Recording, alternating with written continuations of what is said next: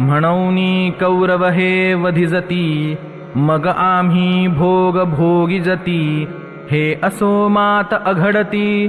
अर्जुन म्हणे, हे अभिमान मदे भुलले, जरी पास संग्रामा आले, तरी आम्ही हित आपुले, जाणावे लागे.